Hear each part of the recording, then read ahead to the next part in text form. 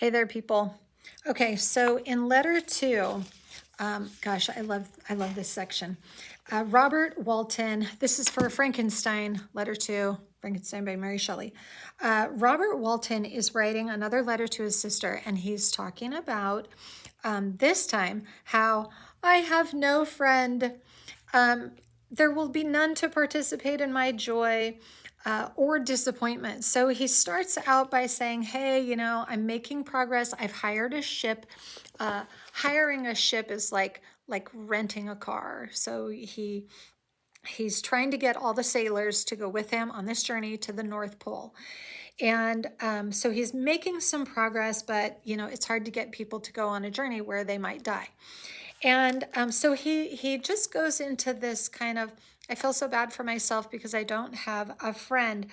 And then he starts kind of talking about himself like I'm a pretty smart guy, and I'm kind of a romantic, and it's not like a romantic friendship. He's looking for a companion. He's looking for a best friend, a BFF. He wants somebody to experience the highs and the lows of this exploration journey with him. And so he says, I bitterly feel the want of a friend. I have no one near me, gentle yet courageous, possessed of a cultivated as well as of a capacious mind. Kind of reflecting on, like, I think I have a cultivated mind. I think I have a capacious mind. I want someone who has a mind like mine. And then he kind of is talking about the sailors and the merchants and the seamen.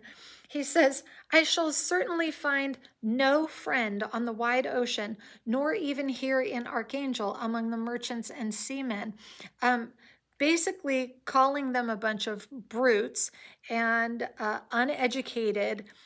Think of like, like, I'm just a strong dude and I have nothing to contribute artistically to society. And that is really what he's complaining about. He's like, my mind is so cultivated. And he keeps talking to Elizabeth in terms of like, hey, we grew up together and you taught me all the finer things of life, all the artistic things. And these men up here who are just a bunch of sailors and brutes, they don't have that. So I'm all alone up here in this cold area. And he keeps referring to, again, he's searching for glory. He wants to be recognized for his accomplishments. So he meets a lieutenant and he hires the lieutenant for the journey. He says he's a man of wonderful courage and enterprise. He is madly desirous of glory. There's the word again. So in that, they are both like really like-minded.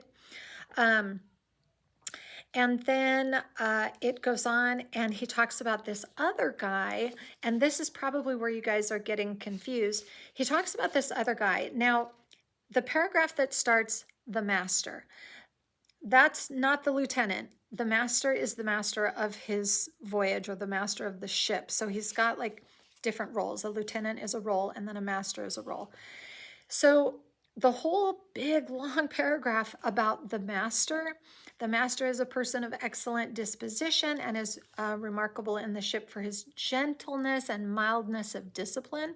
So you think, oh, maybe he's found a good friend.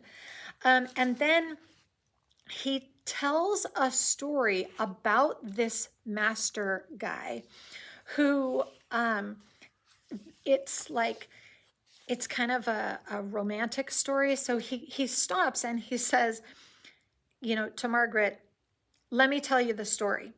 And it says, this briefly is his story in the middle of that big, long paragraph. Some years ago, he loved a young Russian lady of moderate fortune.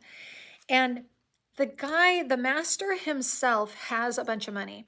And so the girl's father had arranged a marriage to the master because he had money and she had money. So back in those days, you had to make a match based on like your wealth and standing in society.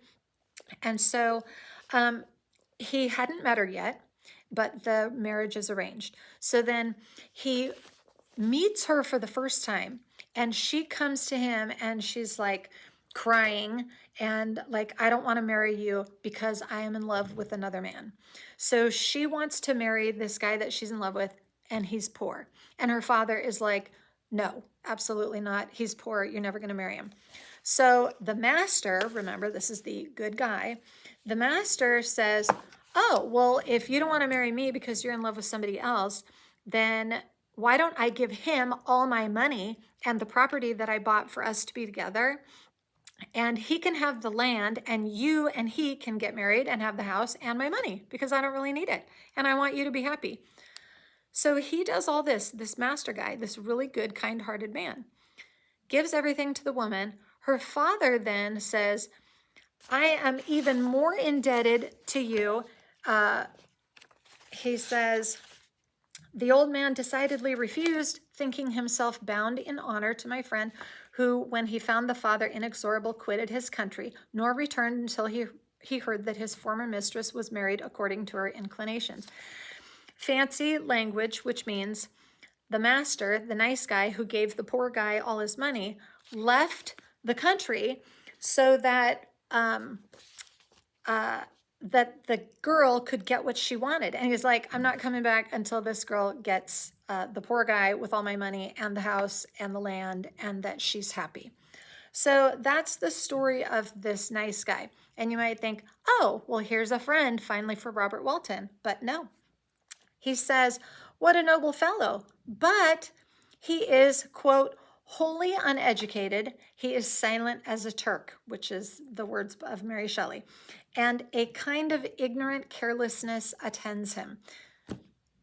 So after all this, he's a really good guy, but he's very quiet and not a good conversationalist. And of course, Robert thinks he's up here himself, and he's looking for a friend who is also up here at this level. And so he doesn't still have a friend, but he has these nice people around him. And he also says, you know, I'm complaining a little, but I have not wavered in my resolution. I am not changing my mind. I'm still going up to the North Pole, and I'm going to find out all these brilliant things, and I'm going to get the glory that I'm after. So, so that is what I'm going to do. And then he makes an allusion in the second to last paragraph. He says, I shall kill no albatross. Therefore, do not be alarmed for my safety, or if I should come back to you as worn and woeful as the ancient mariner. You will smile at my allusion, but I will disclose a secret, blah, blah, blah. So the ancient mariner that he's alluding to is from this poem called The Rime of the Ancient Mariner by Samuel Coleridge. And it's from the late 1700s. And it's where the term like an albatross around your neck comes from. And an albatross is like a heavy load that you can't get rid of. And so Mary Shelley is referencing Samuel Coleridge about this albatross. And you just have to do a little bit more research about the guy in that poem kills an albatross, and then it's a bad omen for their ship's journey. And so literally he has to wear this dead bird around his neck. Anyway, Robert Walton ends his letter to his sister saying, you know, I'm not giving up, and keep writing to me. I will check the post in all these cities when I come back to land.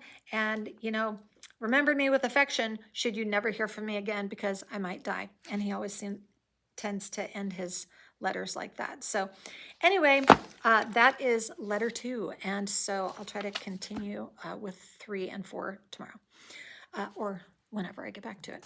So see you on the next one. Bye.